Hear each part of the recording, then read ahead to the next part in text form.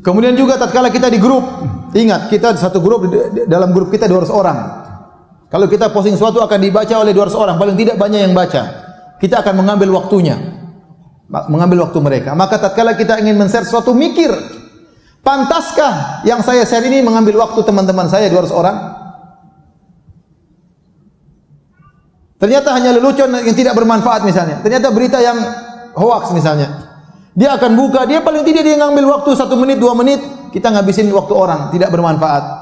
Maka sebelum kita share, kita pikir ini penting atau tidak. Apakah berhak untuk mengambil waktu teman-temanku? Kalau tidak perlu jangan di-share. Tidak semua yang ada di benak kita kita share, tidak ada semua di benak kita kita share, tidak ada yang semua yang sampai kepada kita kita share. Jangan latah, ya. Jangan latah.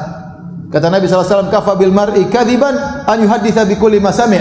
Cukuplah seorang dikatakan pendusta kalau dia menyampaikan seluruh yang dia dengar. Maka sama, cukuplah seorang dikatakan pendusta kalau dia men-share semua yang dia dapat. Tidak semua yang kita dapat kita share. Kalau ada share, ada berita datang kepada kita, pertama kita cek benar atau tidak.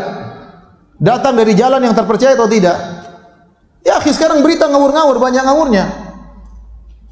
Apakah sumber-sumber berita orang-orang penulis berita tersebut sikoh, ente kenal, rajin sholat di masjid, jujur? Anda kan nggak tahu. Mau berita tentang Saudi, mau berita tentang Amerika, mau berita tentang Indonesia, mau berita tentang pemerintah, mau berita tentang ustadz, belum tentu benar. Belum tentu benar. Kalau Anda mengenal yang bawa berita, maka Anda silakan. Tapi kalau enggak, hati-hati. Pertama, sebelum Anda men-share berita, pertama cek beritanya benar atau tidak. Kalau ternyata sudah benar, yang kedua manfaat atau tidak, maslahat atau tidak. Tidak semua yang benar kita sebarin. Kalau ternyata tidak bermanfaat, jangan disebarin. Tidak usah. Ngabisin waktu saudara-saudara kita. Ya.